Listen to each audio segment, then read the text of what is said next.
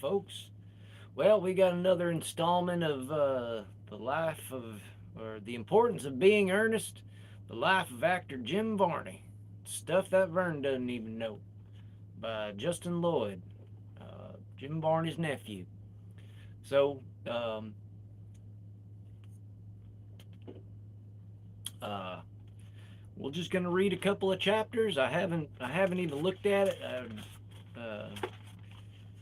So hopefully they're real short chapters. I mean, we'll see how long this one is and stuff like that. But if you haven't seen or haven't, we're on chapter 7. So if you haven't heard the first part, if you're just catching up or whatever, just go look at the other stuff. We're on chapter 7 now. We're in the high school years. All right, we're just gonna get right into it. By the time Jim entered Lafayette High School, he had been acting for almost 8 years.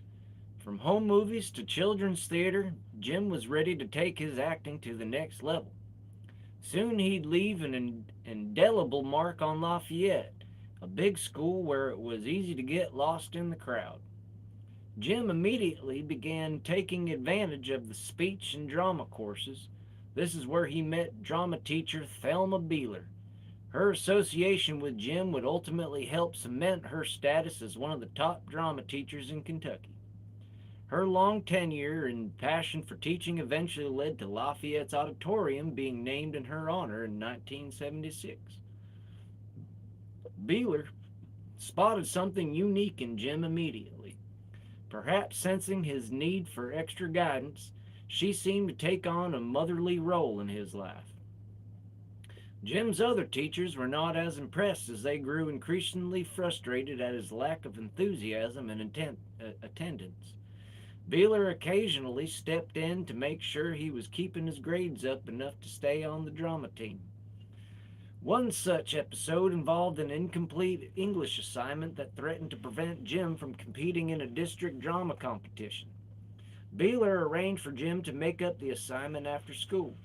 She remembered years later, Jim wrote a better paper than many of the students who had been working on it for 3 weeks.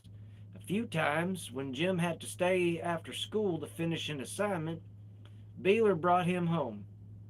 Jim later recalled, "She hung in there with me, and we won drama awards left and right." The summer followed Jim's junior year, providing an important opportunity.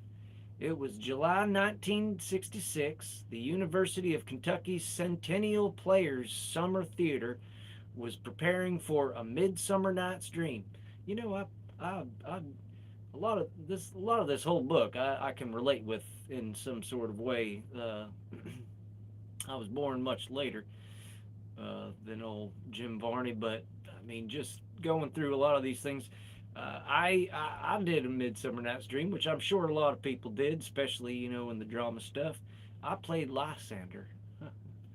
Anyhow, uh, the project involved hiring professional actors to work with college and high school ones. The players were held at the Guignol Theater on the university's campus. The college actor set to play the part of Puck dropped out just weeks before the performance after accepting a professorship elsewhere. The play's director went through all his contacts and eventually took a chance on Jim on the word of Mary Warner Ford at Children's Theater. That was from an earlier chapter, if you remember. Ironically, Ford had been unsuccessful at convincing Jim to play the part of Puck in the Lexington Children's Theater performance of Dream, not long before the second opportunity arose. It was Jim's most difficult role to date. He spent weeks at the university rehearsing and memorizing his lines. He later confessed he had just about lived with the script in his hands. He came home late with green makeup still visible behind his ears, around his eyes. He didn't say too much about the play to the family, only that they should all come to see it.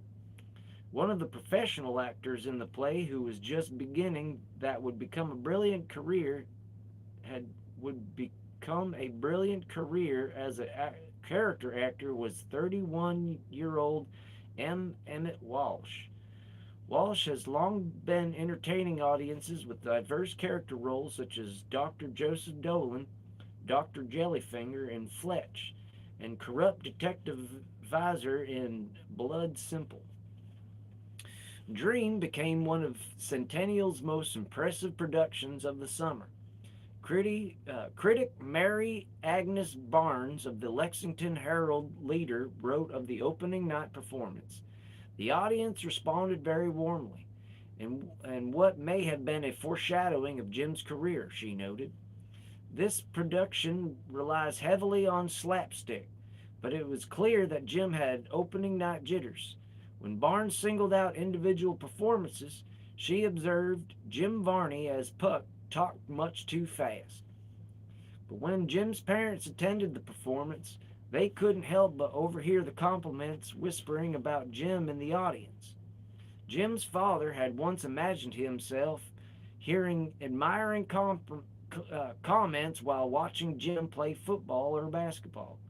So seeing Jim excel on stage, he had to be gratifying. At 17, Jim would now claim his first professional acting experience. In addition to Jim's young age, something else had the crowd gossiping: Jim's clothing, or lack of it.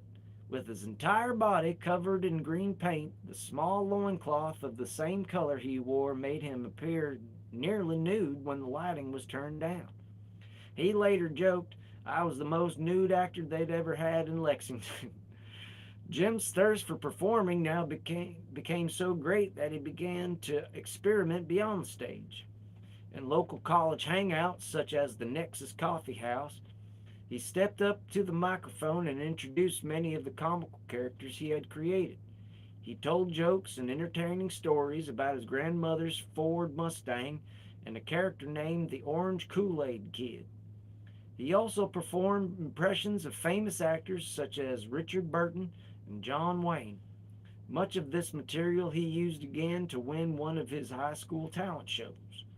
Another local performer, Jerry Morse, was a student teacher at Jim's high school.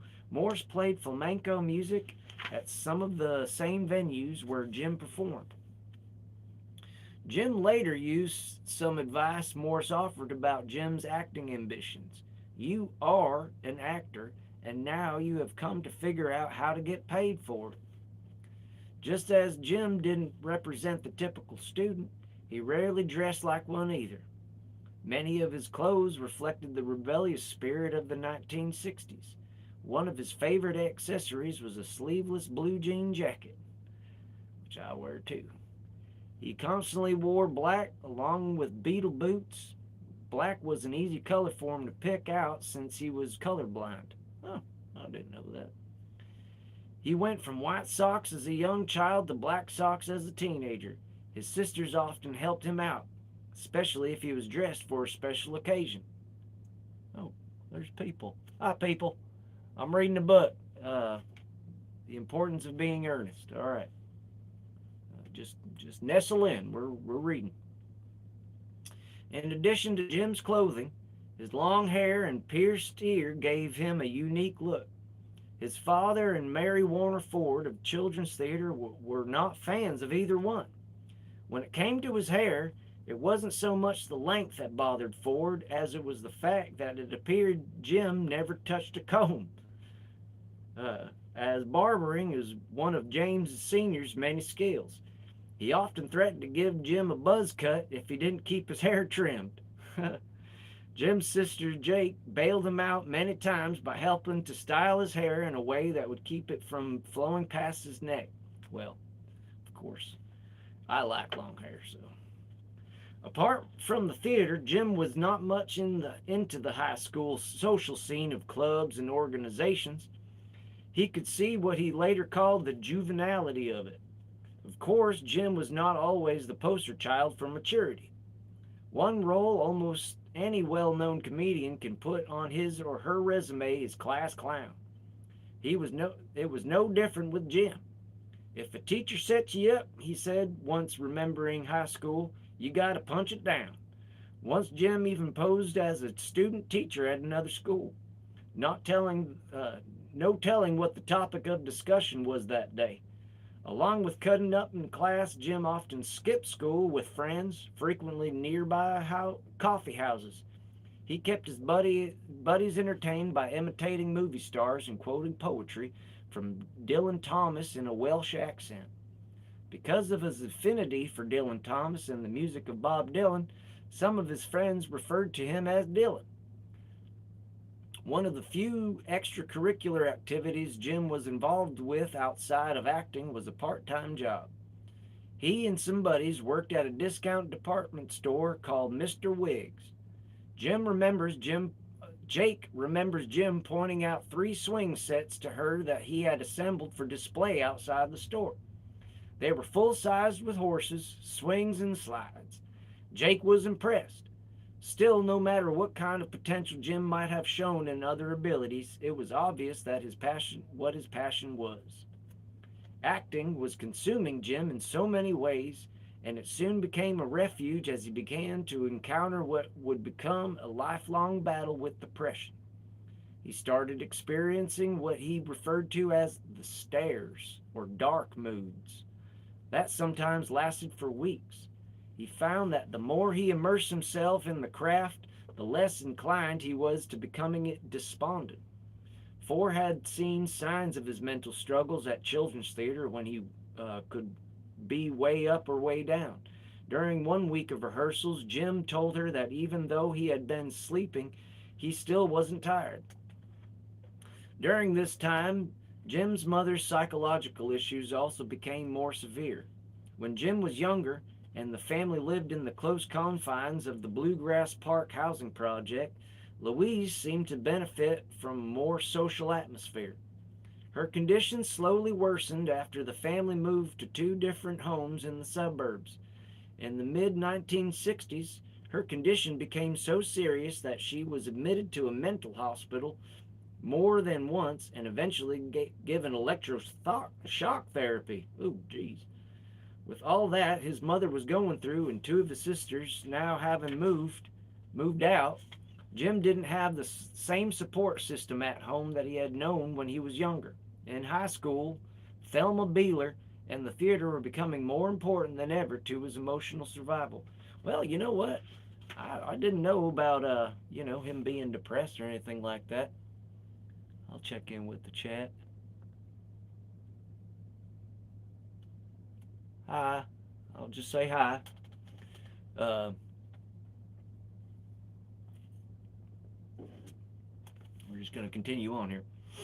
But as far as acting was concerned, Jim was not surviving but excelling, receiving awards and accolades that made up for the ones that would never come from athletics or academics. At one awards ceremony, Beeler accompanied him downtown to one of the fanciest hotels in Lexington, where Jim received an award from the Pilot Club, a civic service organization for executive and professional women. Jim's sisters had thrown together an outfit for him at the last minute as he had given them little notice. He wore a pale golden linen sport coat, dark brown dress pants, a cream colored shirt, and a gold tie borrowed from his father's tie rack. Jake even shined his shoes. After the event, Beeler made a point of calling the house to thank his sisters for helping Jim look so good. She told them how proud she was of him. A photograph from the event shows a picture of the two. Beeler in a lovely dress and Jim in his gold jacket wearing a large silver bowl, holding a large silver bowl. Jim was also making Lafayette High School proud in other ways. At the State Drama Festival, he won the Best High School Actor in the State Award 2 years in a row. The second year he won the honor, Jim enjoyed surprising his mother with his trophy after first fooling her that he had come up short. Author's note: during research for this book, I discovered that Jim repeated his senior year at Lafayette. My family and I had previously thought the reason so many people told us through the years they went to high school with Jim was because Lafayette was so large back then. But learning Jim spent 4 years there, not three, explains why he was so well known among his classmates. The graduating classes of 1967 and 1968 both like to claim him as theirs. Huh, the more you know. In Jim's second year as a senior, he kept in touch with an actor friend from Lafayette, Clay Watkins. Had graduated 2 years earlier and had begun a journey toward an acting career. When Jim had received honorable mention his junior year at the State Drama Festival, it was Watkins who had won the top honor. Watkins did not go to college after graduating from high school in 1966. He chose instead to work in the Burnham and Bailey Circus for a short stint before returning to Lexington and enrolling for a short time as a drama major at UK. He was eventually accepted into the American Academy of Dramatic Arts in New York City. In the fall of 1967, Watkins was back in Lexington attending UK and hanging out with Jim. The two spend hours talking about their dreams. Watkins remembers how they would break into the carriage house late at night, turn on the furnace, and pass the time talking about their future acting plans. When the two weren't discussing acting, they were cruising around town in the Watkins Gold convertible Corvette. Watkins took Jim to parties at the home of a college friend named Joe Lyles. Lyles was pre-law and not involved in acting. Lyles had joined the ROTC and attended basic training in Fort Benning, Georgia. He had grown up in Muhlenberg County, Kentucky, located on the far west part of the state. It is a major coal producing region. Lyles' father was an independent coal mining operator. One of the first times they all hung out was when they grabbed a bite at a burger joint. Lyles remembers it turned out that after he ordered, Jim had no money to pay for his food, and Clay didn't have enough to cover him. I paid for Jim's food. He never really said anything, just quietly hung out and listened. Despite the unspectacular introduction, Lyles and Jim became friends. Lyles made a good impression on Jim's father and was invited to join the Varney Parkers on a few jobs. Over time, Jim came to value Lyles' opinion. In some ways, Lyles eventually became the older brother Jim never had. This enabled Lyles to get through to Jim in ways others could not. All right, that's the end of chapter 7. We're going to do one more chapter. This is chapter 8, Leaving Lexington. The chapters are short, so, it's not that bad. Despite Jim's success in acting, his father was unconvinced he could make a living at it. He told Jim that no one would be coming to Lexington looking for an actor to star on Broadway or in a Hollywood movie. Lyles remembers Big Jim exclaiming, "Boo will go to Hollywood when Hollywood comes to Turfland Mall." Jim's parents began referring to Jim as Bo. When he entered his teenage years, Turfland Mall was one of Jim's haunts. Jim knew his father had a point, yet he also knew Big Jim was not fully aware of his growing commitment to making acting his career. When Jim's parents showed hesitancy about his plans to forego college and move away to pursue acting, he cleverly used many of his father's same words to justify leaving Lexington. Oldest sister Jo Gale admitted years later to the Lexington Herald-Leader that she and her sisters tried to warn Jim about show business. "You should prepare yourself for reality," Jo Gale said, "because it's a 1,000,000 to 1 shot that you'll ever make a living." As Jim's final year at Lafayette came to an end, Watkins, still studying drama at UK, learned of a big audition at the Southern Theater Conference in Atlanta for many of the repertory theaters in the region. Jim was immediately interested and soon tried to convince his parents of the potential of the new opportunity. Jim explained to them how actors work their way up through stock companies to get to Broadway. He told them it would be like a summer vacation and he would be fed and paid. He said that he was hoping to get into Barter Theater in Virginia, but would probably accept whatever he was offered. He knew of Barter's excellent reputation from people like Mary Warner Ford, who had been there years before working alongside talented actors such as Ned Beatty. That's Dick Tracy. Out of the 370 actors who auditioned at the conference, 6 were chosen. Jim and Watkins among them. Jim chose Barter from the 7 theaters who wanted him. Jim believed that he needed to drop out of school immediately to start his training. His decision was made a little easier since his subpar grades made it difficult for him to graduate. Jim's decision to leave school must have been bittersweet for Thelma Beeler. She had pushed him to succeed in the classroom, yet it was her commitment to his growth as an actor that had made the most impact. When the school newspaper interviewed him about his acceptance to Barter, Jim said, "An actor is born at heart, but his talent must be developed." Although he had been showered with awards and honors in his high school career, he knew he had much more to learn.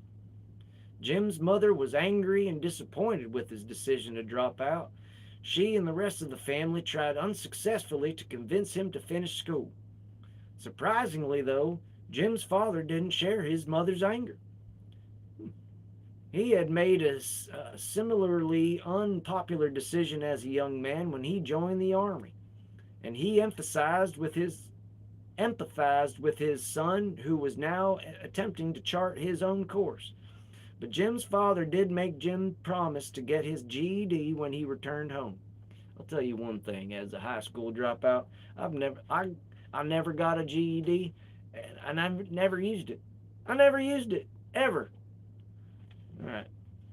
The Barter Theater, located in Abingdon. Well, I didn't use it because I never got it. I mean, but it never came up. Nobody ever gave a shit. The Barter Theater, located in Abingdon, Virginia, earned his name during the lean times of the Great Depression. When many people could not afford tickets, founder Robert Porterfield made it possible for patrons to exchange food for admission. This arrangement, which has been referred to as trading ham for Hamlet, allowed the theater to stay afloat and eventually grow into one of the most respected acting institutions in the nation. Today, it was still one of the last year-round professional resident repertory theaters in the country. When Jim arrived in the spring of 1968, Porterfield was still director. The company was the roster of equity actors who played the leading roles in Barter's main stage productions. Jim and his fellow apprentices played small roles and did the bulk of the grunt work of set builds, props, etc. Performances were held in the Playhouse, an old building that had been converted into a roughly 100-seat venue. Apprentices would also perform children's theater in the afternoon and sometimes in the morning. In addition, at night, equity actors would also do experimental, read adult language plays there. So there were essentially 3 companies in operation. Jim regularly sent letters home, such as this one describing life at Barter. "Dear Mom, I'm sorry I haven't written more, but they keep me on so much LSD that I don't know who I am in the afternoon." That's a line from a play I'm in right now. It's called The Impossible Years. I play an Olympic swimmer named Andy McLean. It's really a funny play. Alan King played the lead on Broadway. You ask if I'm dating? Yes, I am. At night, my roommate and I have some of the girls in the company come to our room with their record player, and pretty soon the people around us hear the music and the whole company shows up for the party. The company threw me a surprise birthday party complete with presents. I'm sending you a schedule telling the plays I'm in and the dates we're playing so you can come and see if you wish. Give my love to Daddy and Jake and keep sending money. Love, Bo. Cute letter. Along with acting, Jim and his fellow classmates learned set design, lighting, makeup, and costumes. On one occasion, Jim was sent to pick up lumber in a truck that the theater owned, and as he glanced over at the glove compartment, he noticed that someone had scratched onto it, "Gregory Peck drove this truck." Jim was already aware that the acclaimed actor had studied at Barter, and he was excited that the truck provided a link to greatness. Actor-writer Walter Williamson attended Barter with Jim, in addition to writing 5 nonfiction books and 5 works of fiction. Williamson had appeared in such movies the Adam Sandler comedy Mr. Deeds and The Longest Yard. He also appeared in The Omega Code and did classical theater for over 30 years. Jim made an impression on Williamson from the start. Here's Williamson's recollection of his time with him. "I do vividly remember the first night we all arrived in May or June. It was in the same suite with Jim, but not in the same room. There were 2 rooms with 2 guys each, 1 bath in between. We were, of course, eyeing each other to see who the competition was. There was a big old red Irish setter named, I think, Riley, who had the run of the place. If your door was open, he would wander in and drink out of your toilet and bark at you if you needed flushing. I had played Arthur in Camelot at college a year or 2 before, and somehow either Jim or I quoted the end of Act 1 while we were all unpacking. I had already heard Jim doing some of his funny voices earlier, and I was surprised that he knew that piece. He started doing a mock Richard Burton voice, and we ended up playing Can You Top This? With quotes from Shakespeare. But I hadn't anticipated What I hadn't anticipated was that this guy with the goofy voices could also produce such beautiful vocal sounds and such sensitive interpretations of classic work. Dick Whittington and His Cat was a kids show cast with just us apprentices. We played it in the playhouse and toured it to half a dozen locations around the area. I was playing the Sultan, and I think Jim was playing the captain of the ship Dick was traveling on. Captain of the ship Dick was traveling on. We took the show to Grundy, Virginia. Grundy was so narrow you couldn't turn a car around on the main street. You had to go outside of town, turn around, and go back through. We set up in the school building to do the show for a summer school for kids who had failed first and second grade. When we were loading up after the performance, there was a kid wearing bib overalls and no shirt, towhead, barefoot, standing by watching us moving the set pieces out. Jim and I and a couple of others stopped to sign his program. He said, "Gosh," and it says "Gosh." "I've never seen a live film strip before." We joked and giggled about the encounter on the way back to Abington. But I got the feeling Jim saw something deeper in that exchange, as I did, even as he did a perfect imitation of the little feller.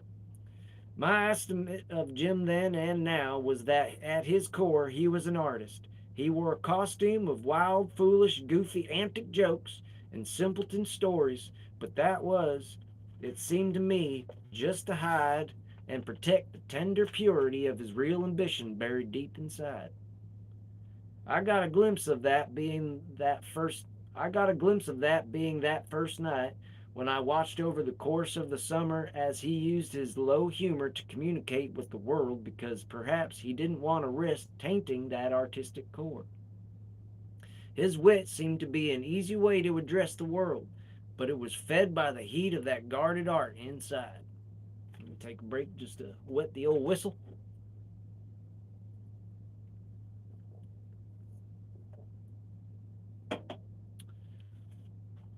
Williamson also spoke of his memories of performing with Jim in the 1993 Los Angeles Times article, "I have never in my life seen anyone more exciting doing serious classical theater.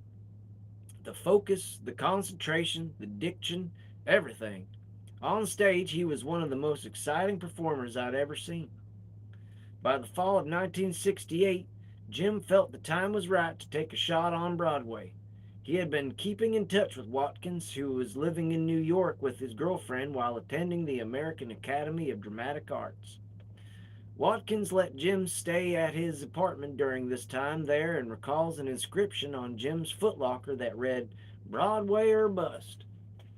Once Jim arrived, Watkins helped him find more work doing technical and janitorial duties for Joseph Papp's Shakespeare in the Park at the Delacorte Theater in Central Park.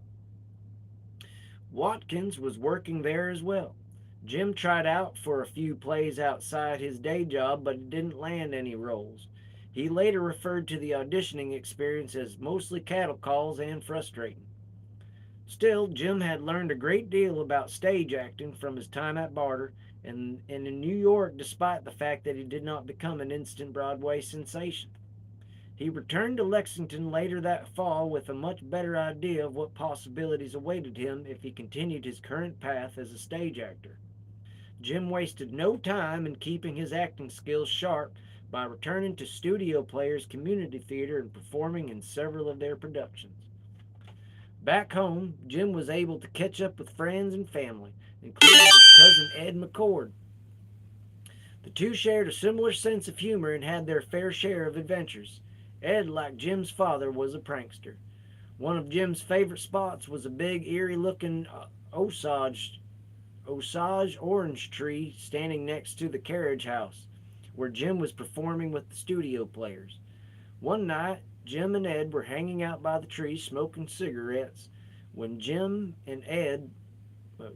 started in on a spooky tale. Jim didn't know that Ed had purchased a smoke bomb at a convenience store they had visited earlier. Ed quickly lit it and threw it into a hole in the tree, and then proceeded to act terrified when the tree began to smoke. When Jim saw the tree exhaling the thick white cloud as if it was releasing an evil spirit, he sprung away like a cat and took off running. It took Ed a couple of blocks to catch up. That winter, that winter, Ed helped Jim get a job as a lifeguard, of all things. It was ludicrous because Jim had still not learned to swim. Oh, jeez. The job was at the Centennial Inn Motel's indoor pool, where Ed was also lifeguarding.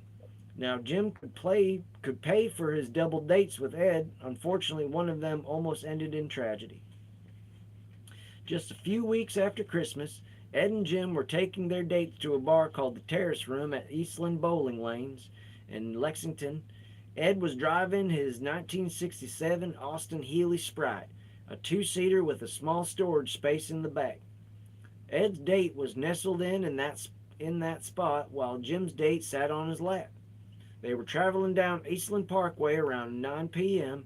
The car came to an ice patch, popped the curb, and bounced off a tension cable, which flipped the car upside down. Ed landed with his torso halfway out of the car and was able, despite the severity of the situation, to crawl out with little struggle. For Jim and the two girls still inside, it was more difficult to find a clear way out.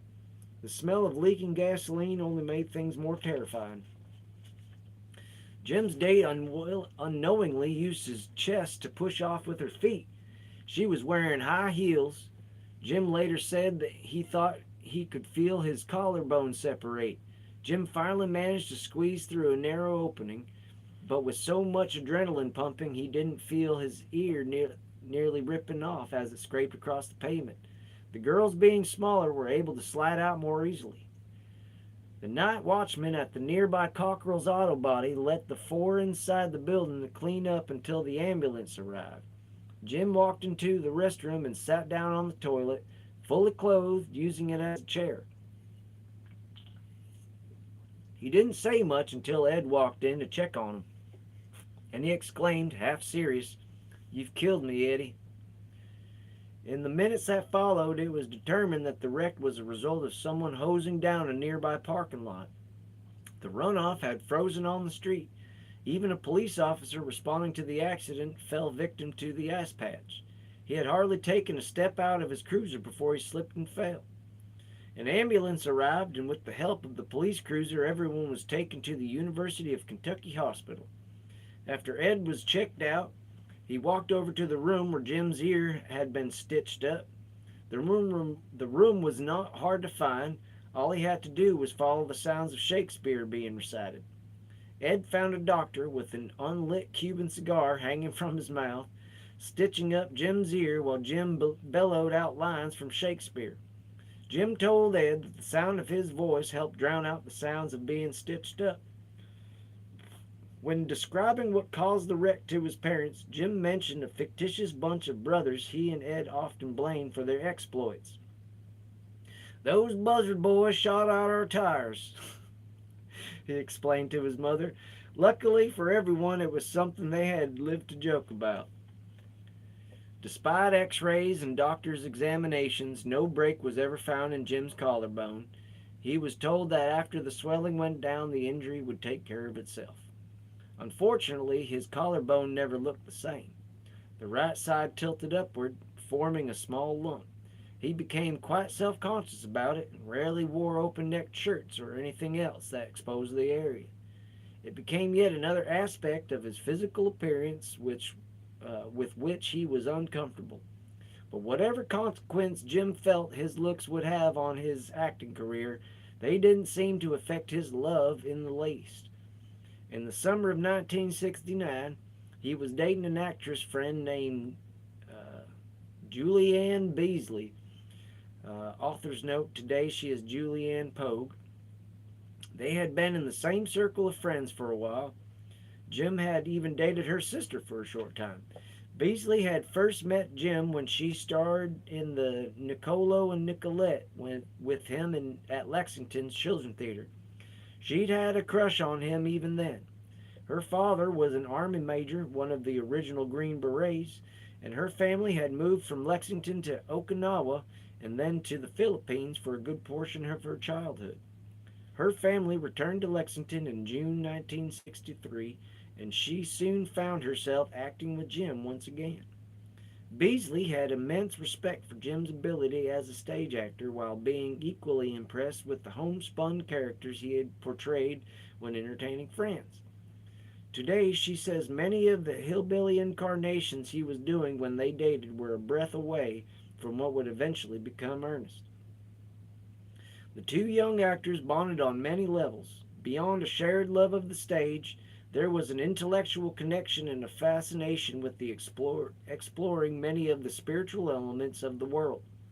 Today, Pogue, nee Beasley, remembers Jim having a great sense of the profound elements of life in the universe.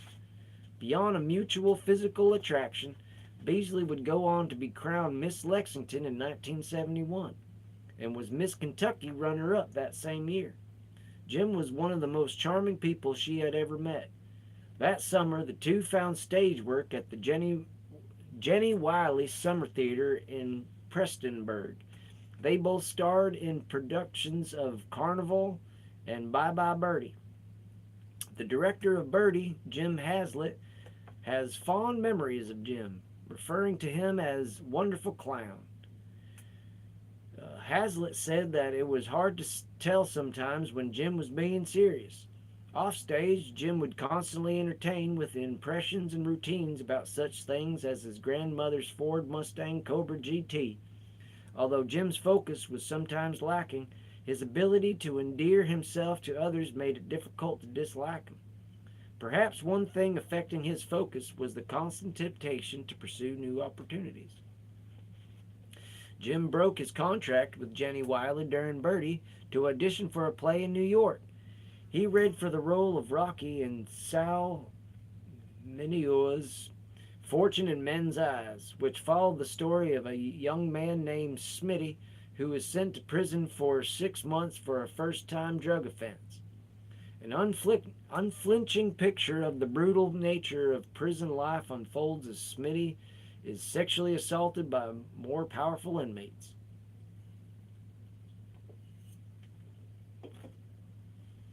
Without a car, Jim still relied on friends and family to get around. Jim's cousin, Ed McCord, who had just gotten married, drove his new wife and Jim to New York so Jim could audition. Unfortunately, Jim didn't get the part.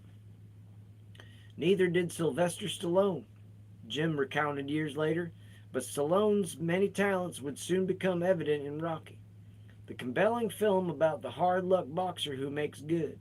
Stallone was nominated for 2 Oscars in screenwriting and acting, and the film won Best Picture. During Jim's short trip to New York, he decided to ask Beasley to marry him when he returned to Kentucky. For engagement gifts, he bought her a pearl ring and a garnet necklace, as well as 2 items that reflected his mystical side: an anathema, a ceremonial dagger used in Wiccan rituals, ooh, and a crystal ball. Ooh. Garnet had special meaning for Beasley. It was the stone used in the engagement rings of her mother and grandmother. Beasley accepted Jim's proposal.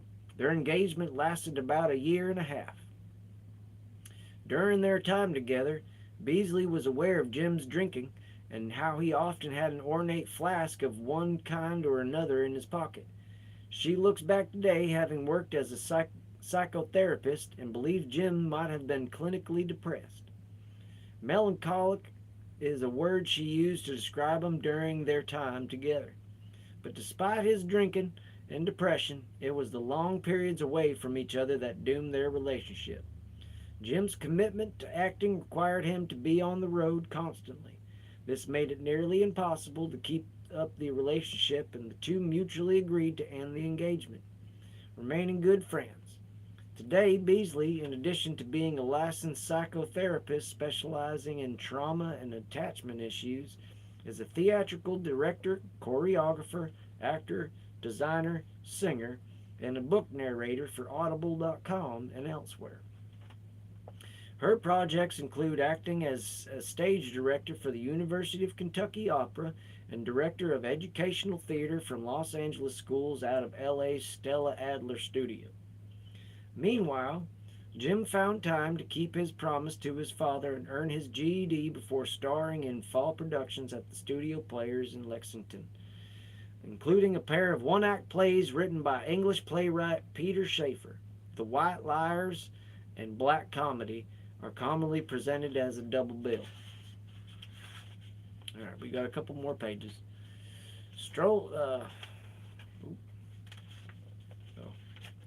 In the dark comedy, The White Liars, Jim played Tom, a lead singer in a rock band who visits a fortune teller with his manager at an English seaside resort. The manager attempts to bribe the fortune teller to use her abilities to put an end to the growing relationship between his girlfriend and Tom. In the farce Black Comedy, Jim played Brinsley Miller, an unsuccessful sculptor who decides to steal his apartment neighbor's antiques to impress the visiting father of his fiancée and a wealthy art collector. Mayhem erupts, and when a full-blown fuse causes the lights to go out just as the neighbor returns, followed by a surprise visit from Brinsley's ex-mistress, Jim received rave reviews from the local critics for the double bill. Varney is a hit of the evening, and contrast in his handling of the two roles is remarkable, wrote Mary Agnes Barnes of the Lexington Herald-Leader. She added, Varney steals the show, Black Comedy, and both works and suffers in doing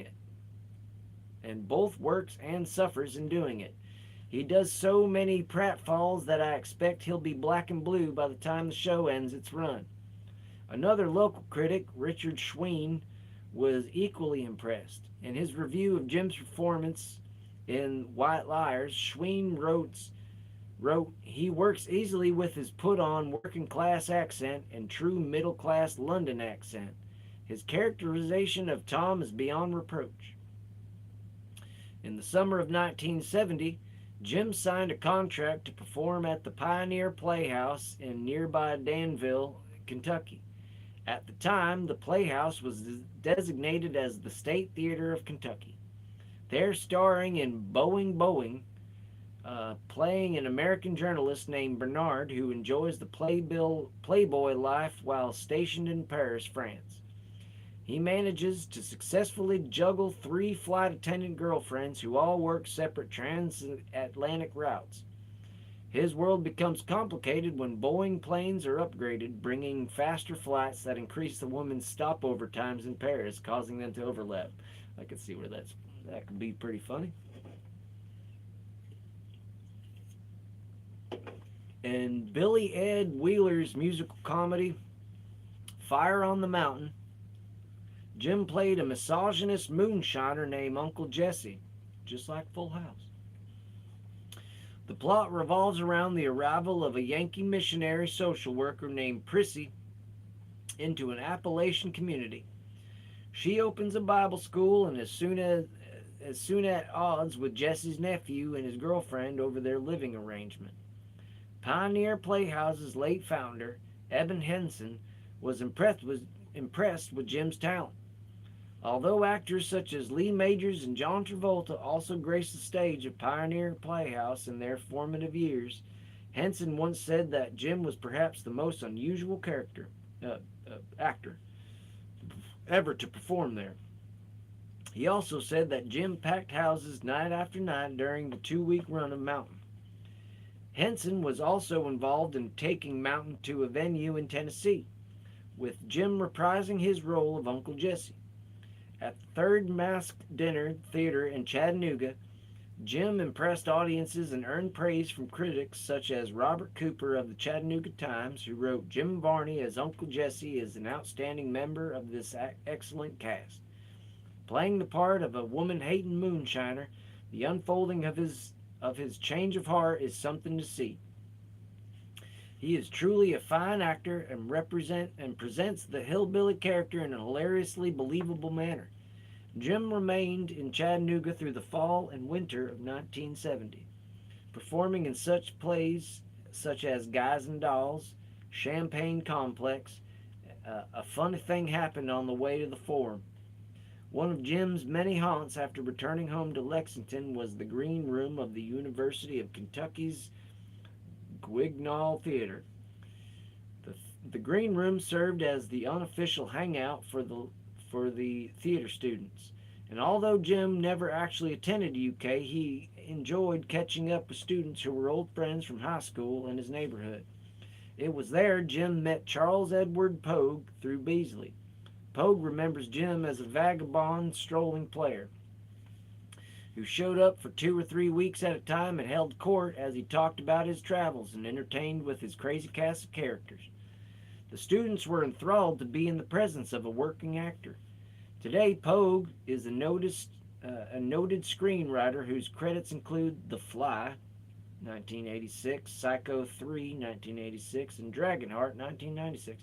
All of those are good. Psycho 3, it's not too bad. Jim once accompanied Pogue and Beasley to their modern British drama class where Harold Pinter's The Homecoming was being discussed. Psycho 3 has a really good soundtrack. That's to be noted. Jim once accompanied Pogue and Beasley to their modern British drama class where Harold Pinter, The Homecoming, was being discussed. Author's note, Pogue and Beasley are now married. Jim had just finished touring with the company that had performed the play.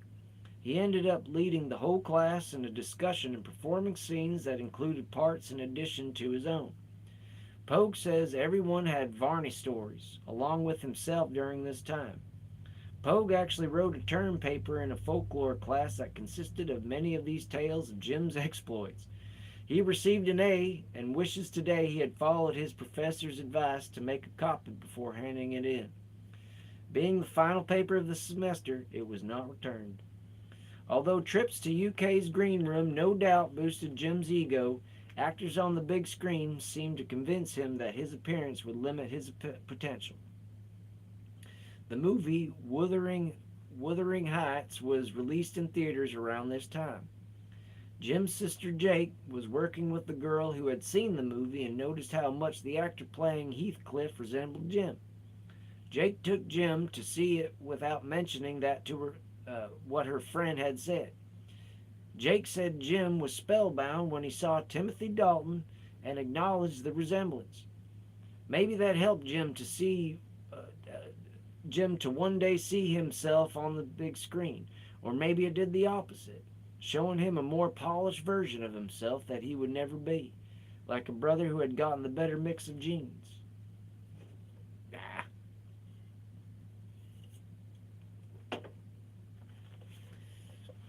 Insecurities. In February 1972, a new opportunity arose for Jim, one that would further his acting career. He joined Fantastic Productions, headquartered in Kingsport, Tennessee. It was the state's only professional touring company at the time. The actors would meet in Kingsport to rehearse from before heading out to perform in elementary and high schools throughout the state. They usually perform well-known children's stories such as Rumpelstiltskin and Snow White for the older children. The company performed more mature dramas presented in modern versions such as Antigone. For many of the children attending, it was their first appearance of a live show with professional actors. With 2 shows a day, the company was able to perform in front of thousands of kids by the end of the tour. Just as the live TV airing of Peter Pan had captured Jim's imagination as a 6-year-old, his participation in Fantastic Productions work helped pass on the excitement of live theater to a new generation. As the tour wound down, Jim and some of his fellow actors heard news of a theme park opening in Nashville called Opryland, started by the founders of the Grand Ole Opry, the famous country music venue. The park was set to open in the summer of 1972, and the call was out for all types of talent to perform in their large outdoor shows. They wanted to offer more than entertainment based on country music theme. According to research and multiple interviews I did for this book, it wasn't long before Jim and a fellow actor from Fantastic, Melissa Farrell, were performing at the new attraction. Although Jim didn't know it yet, this chapter of his life was leading him straight to Ernest. In one of the Opryland folk shows, Jim played the part of an old man even though he was all of 23. Jim once said that just about every skill he had listed on his resume was used when performing at Opryland. Along with acting, Jim got a chance to sing and even played the dulcimer. Yet, despite the growing success, Jim was still self-conscious about his appearance. He thought he couldn't advance his career without changing it. He felt his nose was too large, his mouth was too wide. There was little he thought could be done about his mouth, but he believed that with a more refined nose, his face would look more symmetrical and handsome. In August 1972, Jim finally made the decision to undergo a procedure to change his nose. The surgery was called septorhinoplasty. It was a combination of rhinoplasty and septoplasty surgeries. Rhinoplasty is the cosmetic portion, and septoplasty is the corrective procedure that fixes the deviated septum. It took place at Central Baptist Hospital in Lexington. Jim's sister Jake was working at the hospital at the time as an X-ray technician and knew many of the staff involved in the surgery. She remembered one of the medical students finding it interesting to see the profession of actor written on her brother's chart. Jim recuperated at his parents' house. He looked as if he had been beaten up. His eyes were black, purple streaks ran across his swollen cheeks. A large bandage covered his nose and was taped to each side of his face, while his hair stuck out of the bandages in all directions. One day, Sister Jo Gale stopped by to visit and brought along his daughter Shannon.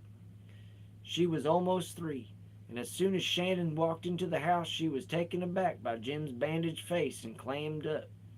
Knowing Shannon had been getting into trouble for climbing on kitchen counters at her home, Jim and his mother decided they would have fun with her.